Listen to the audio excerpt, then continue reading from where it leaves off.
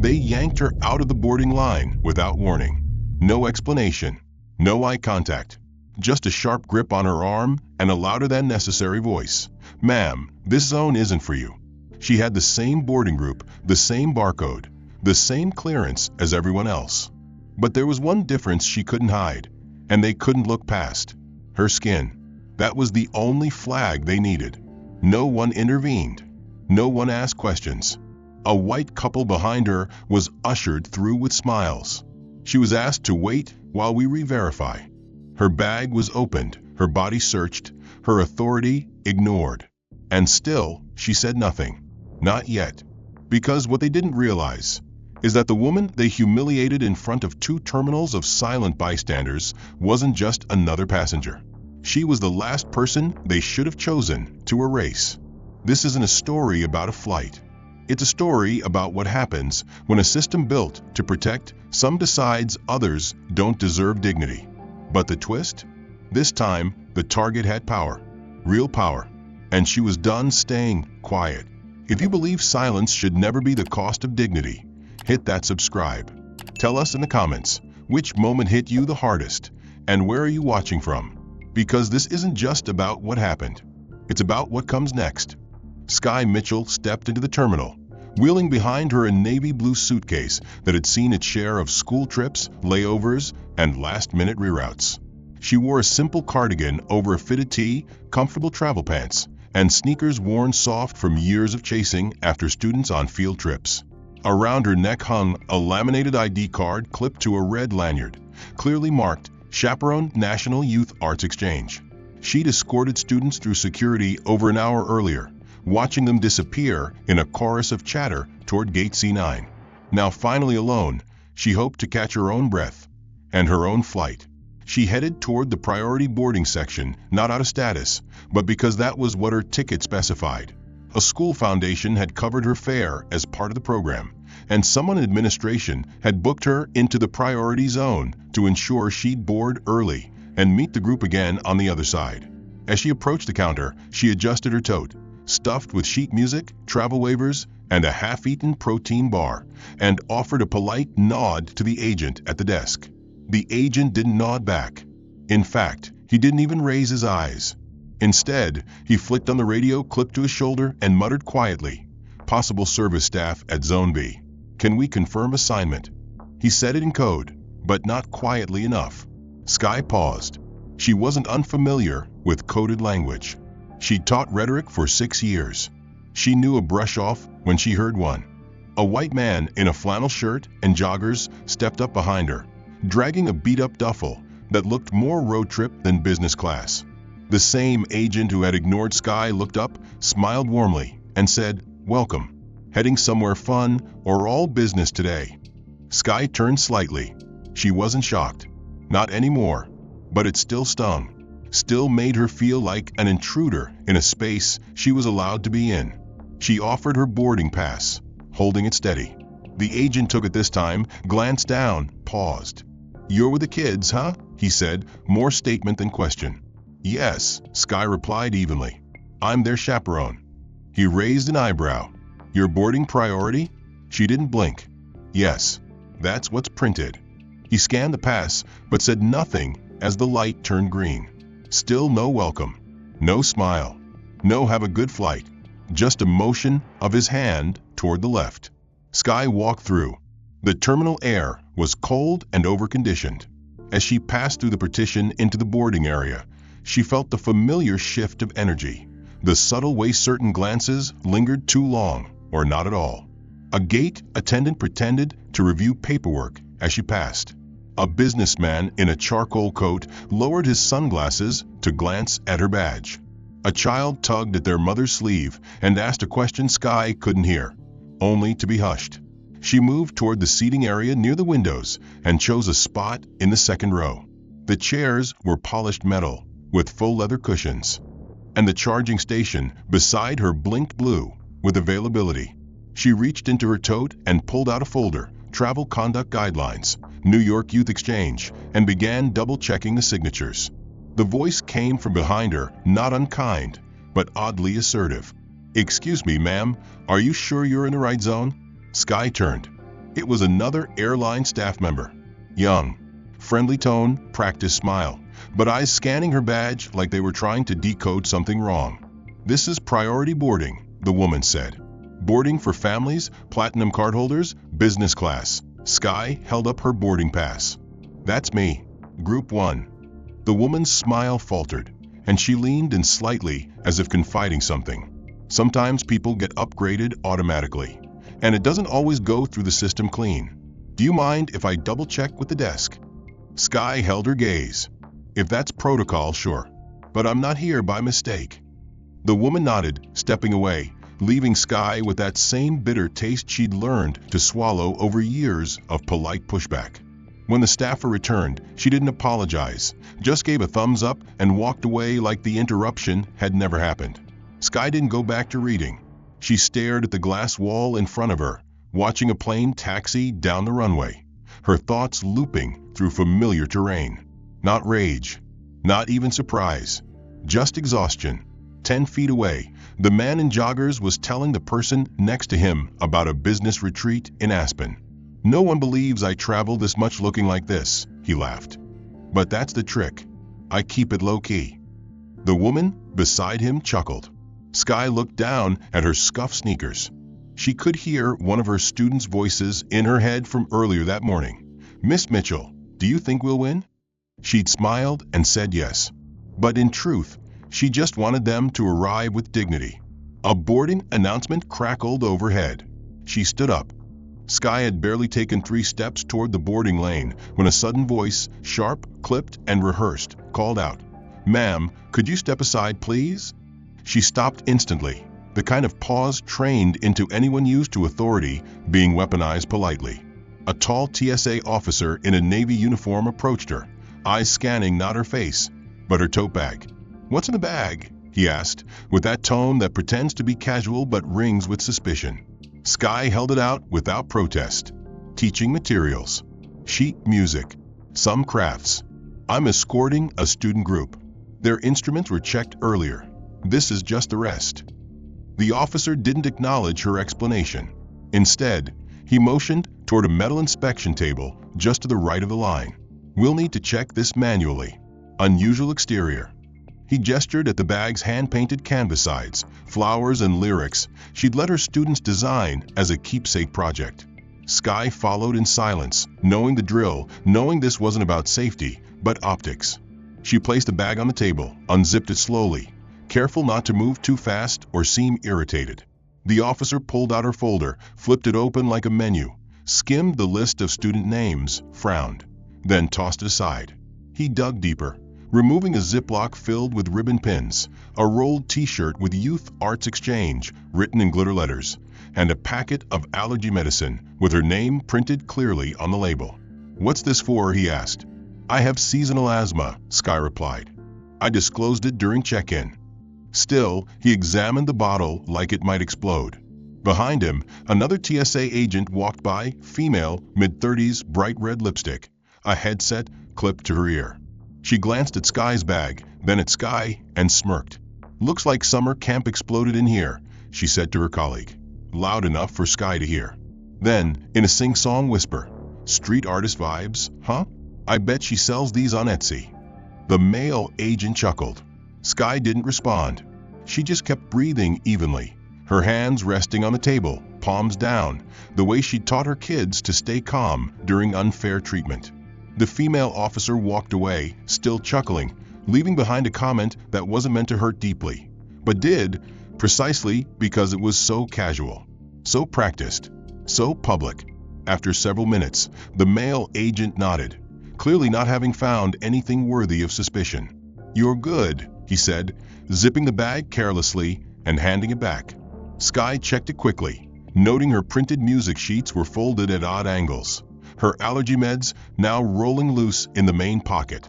"Thanks," she said quietly, and turned back toward the gate. But the delay had pushed her out of sequence with the rest of the boarding order. The attendant by the scanner was now calling Group 2. When Sky stepped forward and presented her pass again, the woman waved a hand. "You'll need to wait until we finish this group." Sky opened her mouth, then closed it. The system had decided. She stepped aside again, watching as several latecomers breezed through, most with backpacks far bulkier than hers, one even carrying a coffee cup still half full, something she knew was technically not allowed past the final checkpoint. No one stopped them. No one inspected their bags. No one smirked. She found an empty bench near the wall and sat, adjusting the tote on her lap, hands folded tight. She didn't cry. She never cried in public. But she felt it, a tightening around the ribs, a tension behind the eyes, not sadness, not quite anger, more like erosion. The slow scrape of dignity being sanded away by 100 little gestures that no one would ever write a report about. A janitor passed by, sweeping near her bench, and paused to glance at her lanyard. "Chaperone, huh?" he said, not unkindly, just surprised. "Thought y'all traveled with uniforms or something." Sky smiled faintly. "Guess I missed the memo." The man grunted a laugh and walked off. Another micro moment, another reminder that to be both visible and disbelieved was its own kind of burden. 10 minutes later, her group number was finally called again. Sky stood, her shoulders set back, spine straight, bag rechecked and repacked. She didn't let her stride falter as she walked toward the scanner. This time, the machine accepted her without protest. The light blinked green. The gate clicked open. She stepped forward. Sky stepped past the scanner, exhaling a breath she hadn't realized she'd been holding, her tote bag heavier now not because of its contents, but because of what had just happened. She scanned the terminal layout quickly. Her connecting flight wasn't boarding for another 50 minutes, and she still had corrections to finish on the student roster and a few permission slips to double-check. More than anything, she needed a wall outlet, a flat surface, and a little calm.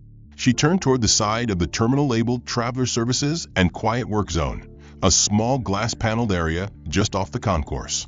Inside, she spotted a few passengers working on laptops, headphones in, cables stretched across polished counters, screens lit with presentations and spreadsheets.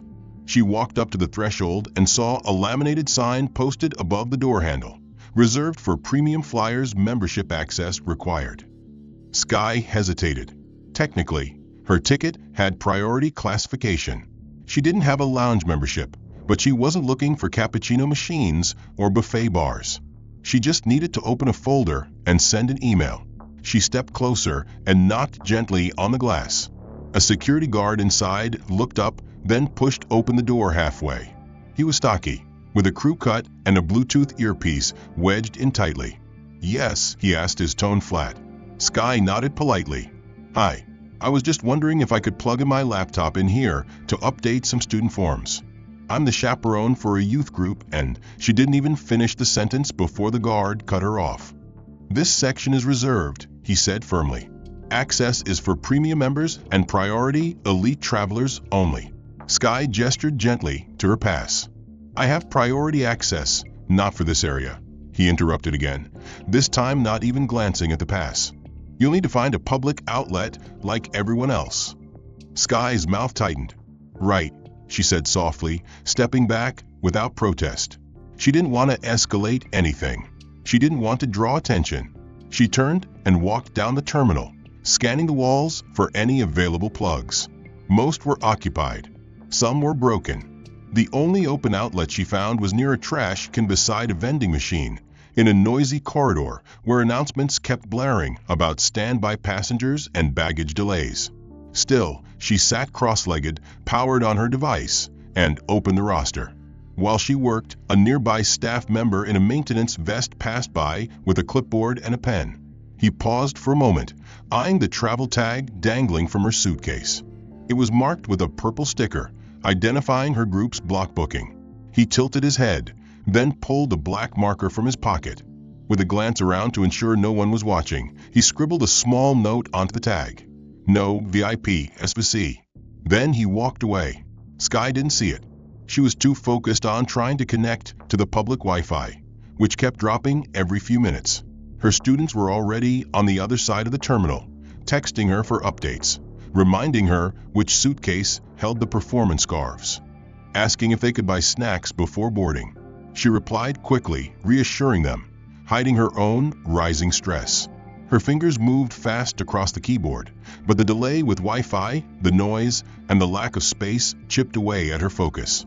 She paused, staring at the screen, realizing her battery was now at 19%.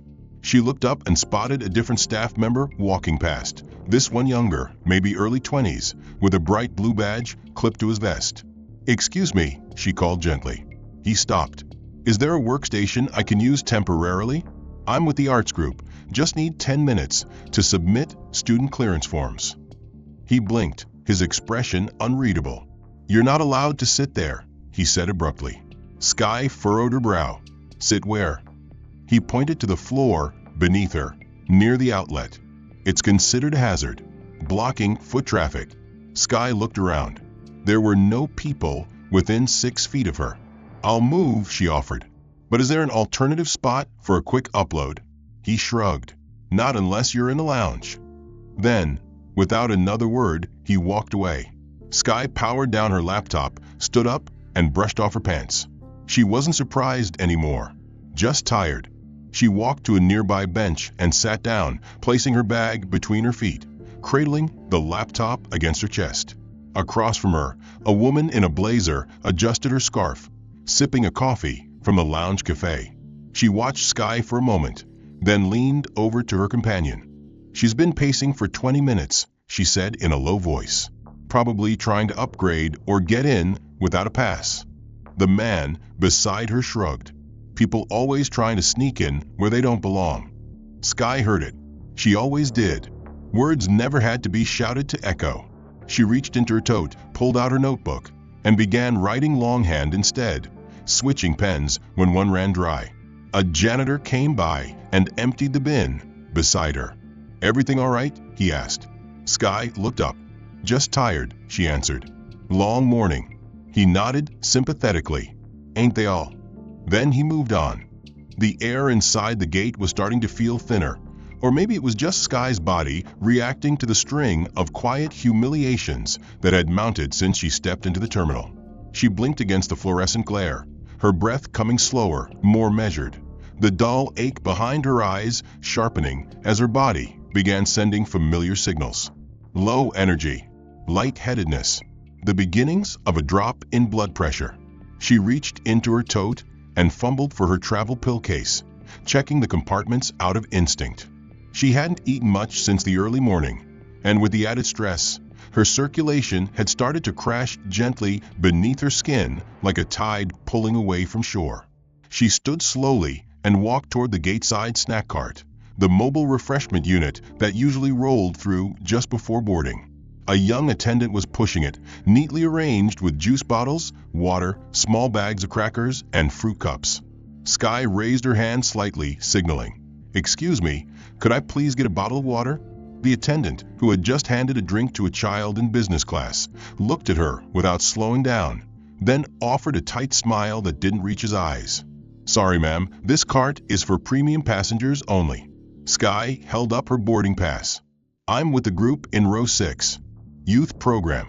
I don't need anything fancy, just water. I'm not feeling great." The attendant's eyes flicked down to her pass, then shrugged.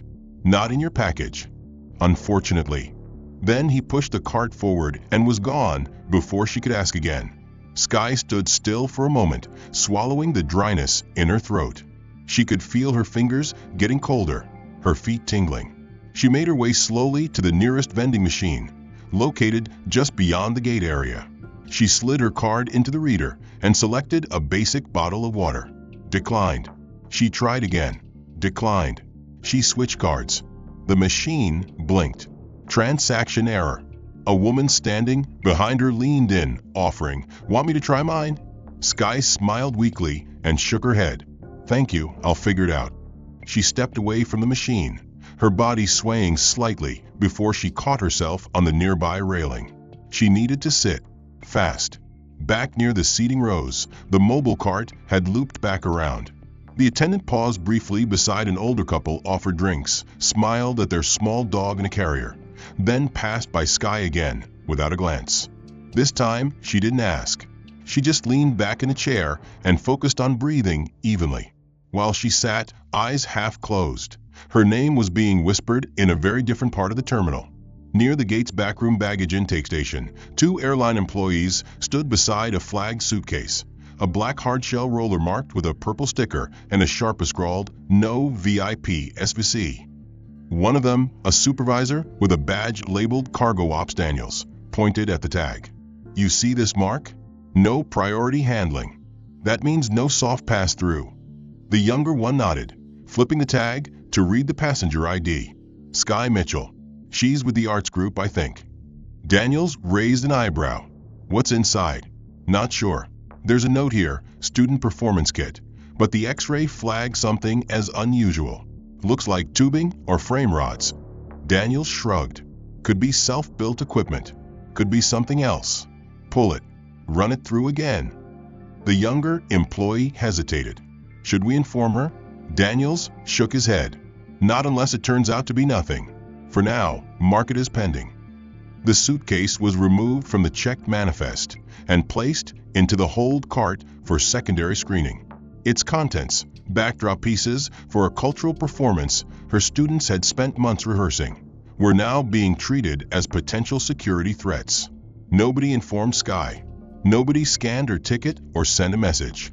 She sat in her chair at gate 17, unaware that the one piece of baggage she'd personally packed to support her students had just been red flagged for investigation, not because it posed a real risk, but because someone decided her name and her look didn't match priority handling. 10 minutes later, a boarding announcement began. The crowd stirred. Passengers stood, adjusted scarves, lifted briefcases, stretched their legs. Sky stood too, moving slower than most, her pulse still not quite stable, her body operating on grit more than energy. She approached the gate, now attended by a different staffer, one who barely glanced at her when she stepped forward. "Just wait in the side queue," he said with a flick of the wrist. "We'll call your row soon." "I'm in row 6, Sky replied. "They're boarding 7 and 8 now." He sighed, not out of irritation, but disinterest. "Still, please step aside until I call." She didn't argue. She just moved to the side and waited. As more passengers walked by, several who arrived after her were waved through. Some smiled politely. Others looked past her like she was part of the wall. Sky closed her eyes for a moment. She had taught her students to stand tall, even when the room didn't want them there. She wasn't about to forget her own lesson. As Sky stood near the side queue waiting to be called for boarding, her mind flicked through the list of students again, double-checking where each one should be seated. Which kid had dietary allergies, who needed to be reminded to turn their phone off during takeoff, and which of them always forgot their passport at the bottom of their backpack. She muttered a few names under her breath, Maya, Dante, Keisha, and tapped gently at the folder in her hands, flipping through the pages to reassure herself everything was still intact. She didn't realize her lips were moving until a voice behind her interrupted the moment. "Excuse me, sir," a sharp voice said, laced with urgency. "I think someone needs to check her." Sky turned, startled, to see a woman in her mid-50s, manicured nails clutching a designer tote, whispering to a nearby staffer while subtly pointing in Sky's direction. "She's been standing here, talking to herself for like 10 minutes, the woman said, loud enough for others to hear. "And she has papers with foreign writing. I don't know, it just feels off." The gate agent, a younger man with a clipboard, nodded slowly, clearly unsure but unwilling to dismiss the concern. He tapped the small radio clipped to his shoulder and spoke quietly into it, then looked at Sky with the kind of bland politeness that comes right before unnecessary protocol. "Ma'am," he said, "could you step over here for just a moment?" Sky blinked. "Is something wrong?" "Just a quick verification," he replied. "Security will take a look at some of your materials." She hesitated, pulse kicking up again. "Is there a specific concern?" she asked. "It's just a precaution," he said, not answering her directly. "This won't take long." Sky followed him reluctantly toward a low counter near the side wall, where 2 uniformed airport security staffers were waiting. One wore latex gloves already. The other carried a tablet. "May I see what you're holding?" the officer asked. Sky handed over her folder slowly. "These are my student forms. Schedules, a few lyrics for a performance. They're handwritten because we didn't have time to print clean copies." The officer flipped through them like he was inspecting legal evidence. He paused at a page covered in multicolored scribbles, student brainstorming notes for a group poem. "What language is this?" he asked. "It's English," Sky replied. "Just messy. 12-year-olds brainstorming." The officer said nothing, pulled out a phone, and began taking pictures of each page. Sky stepped forward slightly. "Excuse me, why are you photographing these?" "For documentation," he said curtly. "Ma'am, please don't interfere." "They're private school records," she replied calmly. "I'd like to know where those images are being stored." The officer didn't answer. He just took one more photo, then handed the folder back with a brief nod. "You're good to go," he said, but his tone made it clear she wasn't forgiven, only dismissed. As Sky turned to rejoin the boarding area, she caught the glance of a man standing at a nearby counter wearing a black blazer and an airport manager badge. He didn't say anything at first, just spoke quietly to a younger employee beside him, then nodded in Sky's direction. "Keep an eye on her," he said under his breath. "We've had people like that before, quiet on the ground, loud in the air." The younger employee frowned slightly. "She's just a teacher," he replied. "Didn't look like she did anything." The manager raised an eyebrow. "It's not what they do, it's how they carry it. You see someone whispering to themselves, carrying papers with song lyrics, talking to kids? Could be activist, could be performance stunt, could be something worse." The employee didn't respond. He just nodded and walked off, eyes lowered. Back at the gate, passengers continued boarding. Sky's row was finally called. As she stepped forward again, one of the security officers from earlier reappeared behind her, radio still in hand. He didn't say anything, but lingered close, shadowing her movements all the way to the scanner. The boarding agent scanned her pass without a word. The green light flashed, but there was no greeting. No "have a good flight." Sky stepped into the jet bridge alone, fully aware that two sets of eyes were still tracking her from behind. Inside the aircraft, she placed her bag in the overhead compartment and took her seat by the aisle. She noticed a woman across the row glance up and subtly pull her purse closer. A man further down leaned over to his wife and whispered something while tilting his head toward Sky. She didn't need to hear it. She'd been in this position before, made into a cautionary tale by people who didn't know her story, but had already decided it didn't matter.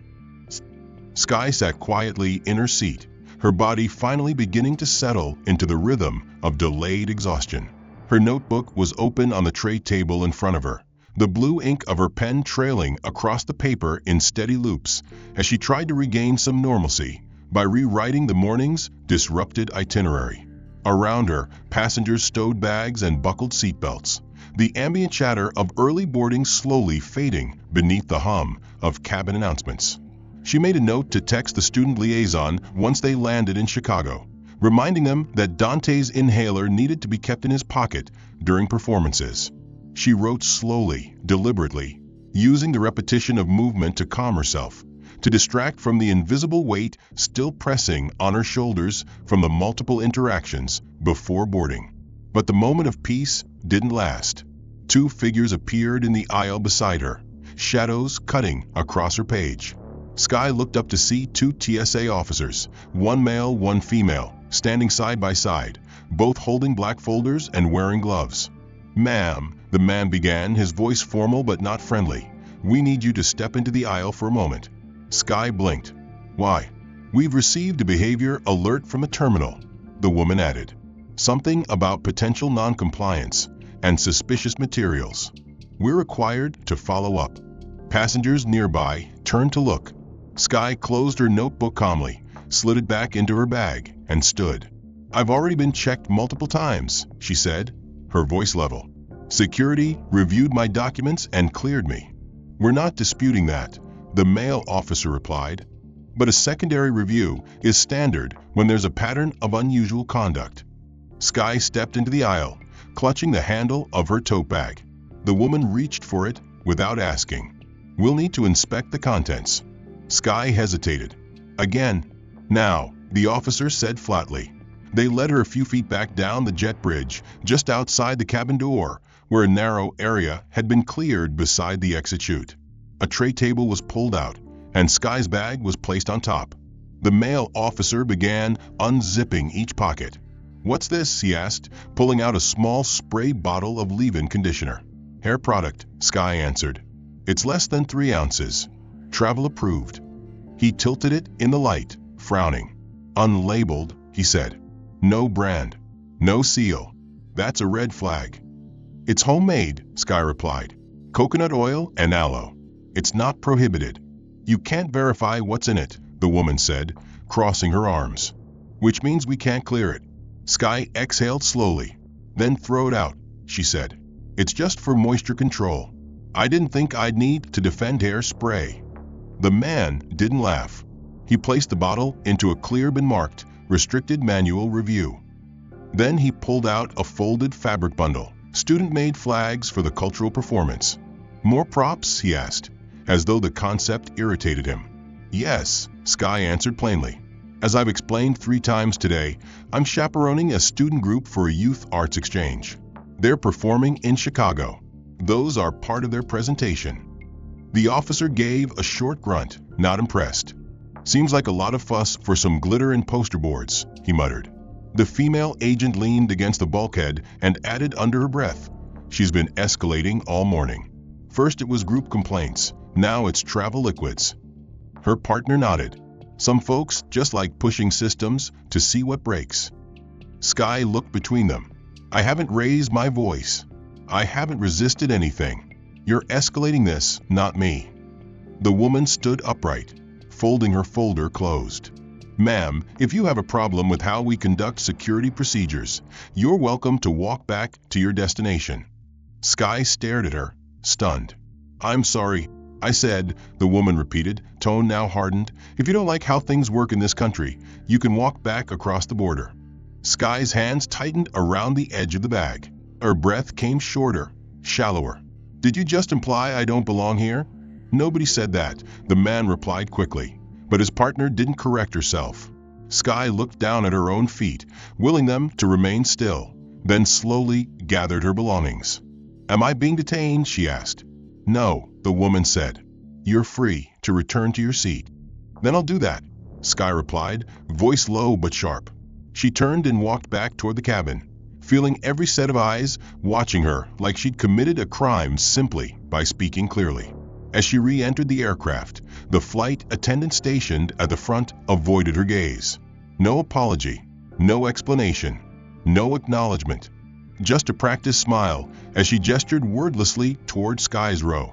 Sky sat down slowly, placed her bag under the seat, and pulled her tray table back down. Her hands shook slightly. She picked up her pen, but didn't write. The ink had run dry. Sky sat still in her seat, her palms flat against her knees, trying to steady the quake running through her limbs after what had just occurred outside the aircraft door.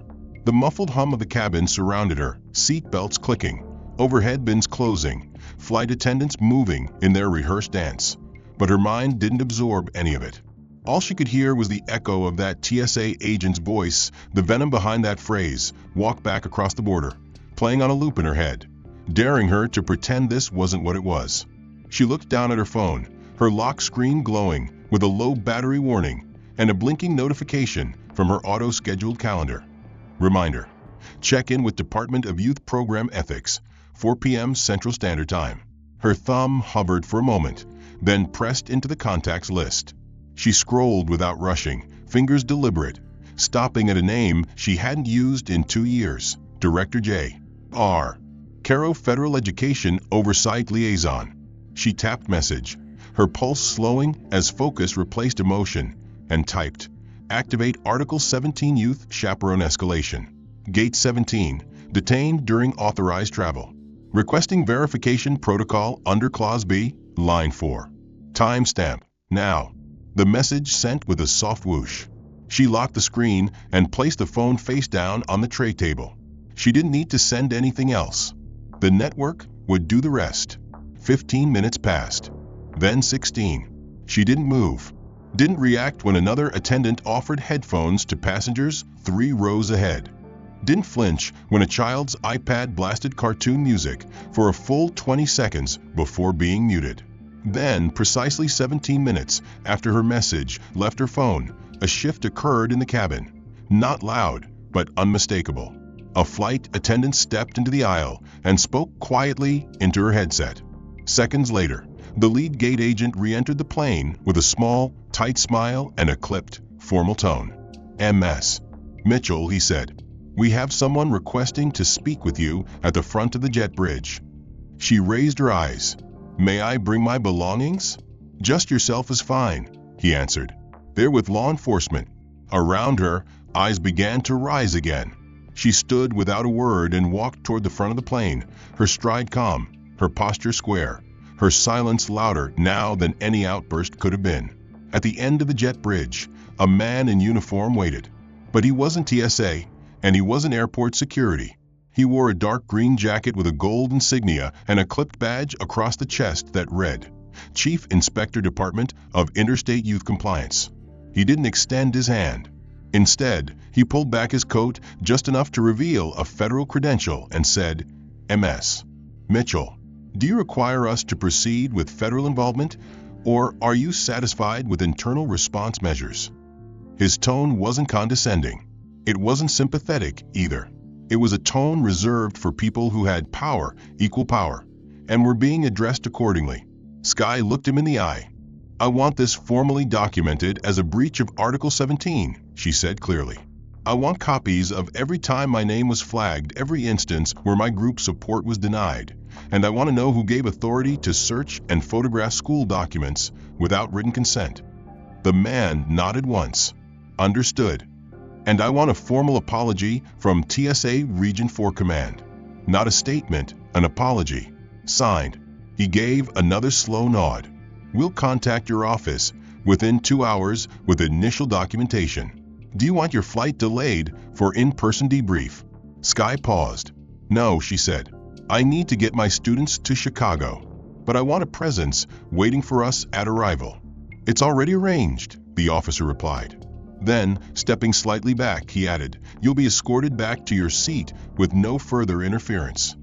Skye turned without another word and walked back onto the plane. The lead gate agent stepped aside like a soldier in formation.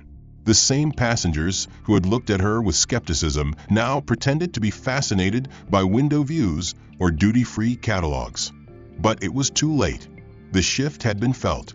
Whatever they'd assumed about her had just been dismantled. She wasn't here alone. She wasn't someone easy to make disappear. Back in her seat, Skye placed her phone beside the notebook again. One row over, a middle-aged man who'd barely looked her way earlier leaned over awkwardly. I didn't realize you were with the government," he said. Skye glanced at him. "I'm not," she replied, her voice quiet but firm. "I protect kids. The government just knows not to get in my way." He gave a half-smile, then looked down quickly, unsure how to reply. Skye opened her notebook and began writing again. This time, her hands didn't shake. The wheels beneath the aircraft hadn't even begun to roll when the first sign of disruption arrived, not in the form of shouting or physical alarm, but in the silent stutter of systems halting behind the scenes. Inside the control room linked to Gate 17, the boarding interface froze mid-command, cursor spinning endlessly. A terminal supervisor tapped the screen twice, frowned, and called over systems tech. "We've got a gate lock," he muttered. "Passenger manifest isn't syncing to departure clearance." The tech shrugged. "Could be bandwidth lag. I'll force a reset."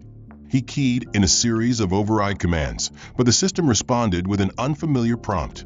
Operational lockdown initiated by Federal Oversight Channel Ref. Code YPX-17 authorization pending. The supervisor stiffened. That wasn't just an error. That was a flag. He picked up the landline immediately and called his superior upstairs. In the administrative office above the concourse, a fax machine, rarely used, mostly forgotten, began printing with a loud mechanical buzz. The duty manager, who had been half watching a weather update on her phone, turned and walked over. The letterhead was unmistakable. United States Senate Committee on Education and Child Welfare. The message was short but absolute. This memo serves as formal notification that Ms. Skye Mitchell is a federally registered humanitarian liaison under Section 482C of the International Youth Educational Charter. Any obstruction to her mission or harassment by airport or airline personnel may constitute a federal violation of Child Welfare Code and civil rights protection. All individuals involved in her treatment at Gate 17 are now under active review. Compliance requested immediately. It was signed by a legislative director and marked urgent. Within minutes, phone calls began bouncing between terminals, corporate legal, and federal liaison offices. Flight clearance for 2 other outbound gates was paused as a precaution. Every staff member who had interacted with Sky that morning received a hold file notification on their employee record. The TSA supervisor who had allowed her hair product to be confiscated without proper chemical verification was summoned to a back room. The woman who'd mocked her tote bag earlier was removed from her station and replaced. Even the low-ranking agent who had drawn the No VIP SVC mark on her luggage tag was pulled aside for questioning by airport legal. Back on the plane, Sky sat calmly, unaware of the full scope of reaction now unfolding behind her. But she did notice the change. A flight attendant returned her confiscated notebook with 2 words she hadn't heard all day. "I'm sorry." Sky nodded, saying nothing, but she looked the woman in the eye just long enough to ensure it landed. Her phone buzzed softly with a secure message. Notification delivered to Senate Liaison Office. Gate 17 under full audit. No further clearance needed. Confirm safety of students upon arrival. She slid the phone into her coat pocket and leaned back in her seat. 2 rows ahead, a corporate passenger in a navy blue blazer received an alert on his tablet. He worked in aviation risk compliance, and the update now flashing across his dashboard read, "Federal oversight intervention triggered nonprofit educational passenger involved internal review required." He glanced back at Sky and made a mental note to flag her case to his director. As the plane finally pushed back from the gate, the captain came on the intercom with a carefully worded message. "Ladies and gentlemen, we apologize for the brief delay. We've just received clearance to depart following routine coordination with oversight officials. We appreciate your patience and cooperation." Sky smiled faintly. She knew that wasn't a routine delay. That was a reckoning. 45,000 feet above the ground, with clouds stretched beneath them like a broken layer of cotton, the passengers resumed their routines. The flight attendants served drinks. Children played games on tablets. A man in 14C snored quietly. But in the system that governed all, things were no longer operating normally. Gate 17 had become a case file. Sky's name was now linked to a federal protection clause that required a full procedural breakdown. Every swipe of her boarding pass, every note made in her profile, every time a staffer diverted protocol to delay or humiliate her, it was all being logged, reviewed, and escalated. And they hadn't even landed yet. By the time Flight 219 touched down in Chicago, the real turbulence was already unfolding 300 miles away at Gate 17. The moment the aircraft's wheels met the tarmac, Sky's phone lit up with a string of encrypted messages, their timestamps only minutes apart. The first was from the Department of Youth Compliance, investigation activated. Initial staff identities verified. Gate 17 cleared for federal audit. The second was more detailed. 5 employees temporarily suspended pending review of protocol breaches. Press statement pending release. Sky read the words without outward reaction, but the quiet satisfaction that settled in her chest wasn't triumph. It was justice beginning to take form. Meanwhile, back at the terminal, a private conference room adjacent to the concourse had been hastily repurposed into an emergency review zone. Inside, airport legal counsel, 2 corporate compliance officers, and an FAA representative stood shoulder to shoulder behind a frosted glass divider, watching footage captured from 6 different security cameras throughout the morning. The images were time-stamped, cross-referenced with employee IDs, and overlaid with audio transcriptions.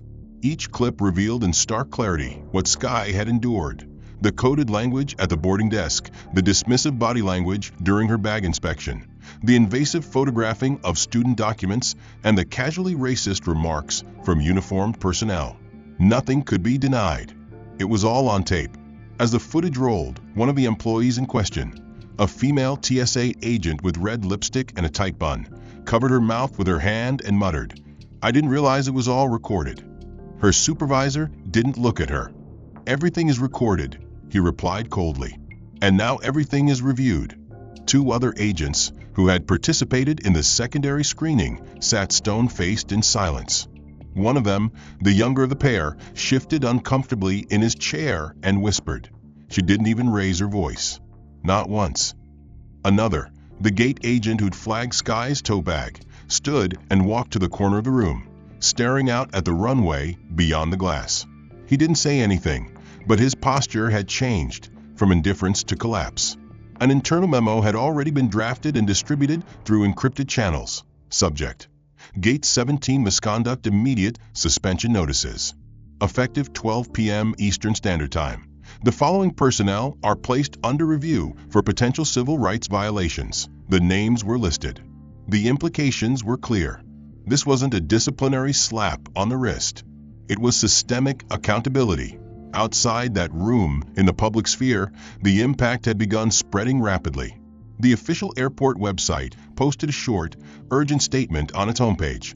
We are actively reviewing all procedural standards surrounding the treatment of educational support personnel and travelers affiliated with federally recognized humanitarian programs. Equity and safety remain our highest priorities. But comments under the post quickly exposed how little people believe that line anymore. One read, "Too late. We all saw the footage." Another, more biting, said, "You only care when someone has the power to fight back." Cable news tickers picked up the story within the hour. Headlines like Educator profiled, federal response activated at major airport, scrolled beneath slow-motion footage of Sky being escorted back into the plane by the inspector. Some commentators speculated on the broader implications.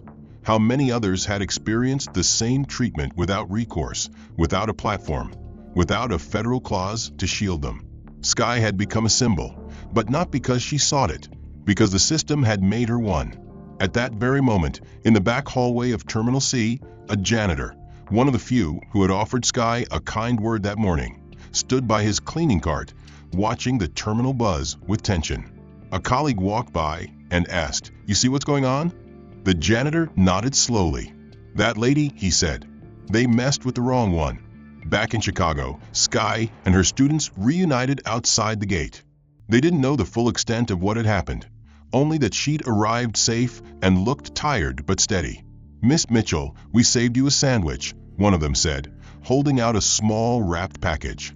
She smiled, accepting it like a gift far more valuable than food. A few parents nearby clapped quietly, unsure if they should, but feeling like they ought to.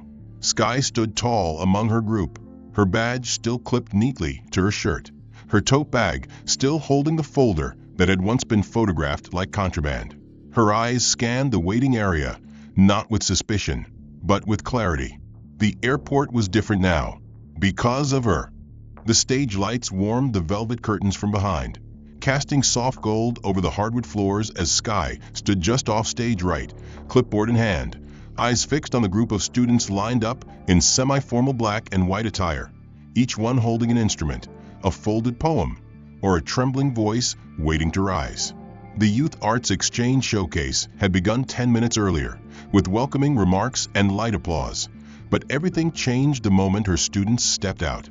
From the first note of the opening melody, an original arrangement of spoken word layered over cello harmonics, the audience sat forward, attentive, drawn into a world sculpted by children who had crossed states to speak truth through rhythm. Sky didn't watch the crowd, she watched her students. Every expression, every breath, every confident syllable landing on the room, like threads stitching together something fragile but whole. When one violin string snapped mid-piece, the student didn't flinch, just shifted registers and finished with grit. When the youngest girl forgot a line in the group poem, two voices picked it up in harmony, disguising the gap with solidarity. Sky's hand pressed against her chest without her realizing it. They didn't just perform, they reclaimed space. When the final bow came, the applause didn't begin, it erupted. It rose in a wave of unfiltered approval, the kind of ovation that wasn't polite but passionate. Some stood slowly, others immediately, But in under 10 seconds, the entire room was on its feet, clapping, cheering, recording, acknowledging. Sky stepped forward, joining the back of the line, her clipboard now forgotten under her arm. She didn't speak into the mic. She didn't need to. She simply placed a hand on the shoulder of each student as they bowed, signaling the end of the piece and the start of their ownership of this moment. As the crowd settled and the stage emptied, the students clustered around her backstage, buzzing with adrenaline and pride. One of the boys, Elijah, 11 years old, sharp-eyed and always asking the right questions, pulled gently at her sleeve and looked up. "Miss M," he asked softly, "earlier, before we boarded, they were checking you for a long time. Was it because of who you are?" The question was innocent but unfiltered, the way only children ask when they sense injustice, but don't yet have the words to frame it. Sky knelt slightly to meet his gaze. She paused for a breath, not to search for an answer, but to make sure he would hear it completely. Then she smiled, not out of triumph, but clarity, and said, "It wasn't because of who I am.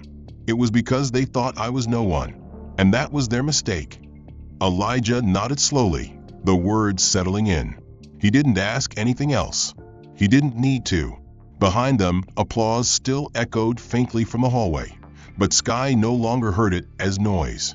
She heard it as closure, or maybe a beginning. Either way, it was earned.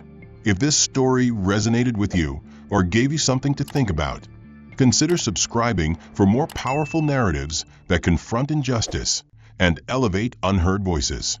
Which moment in Sky's journey struck you the most, and why? Tell us in the comments. And while you're there, let us know where you're watching from. Your voice matters here.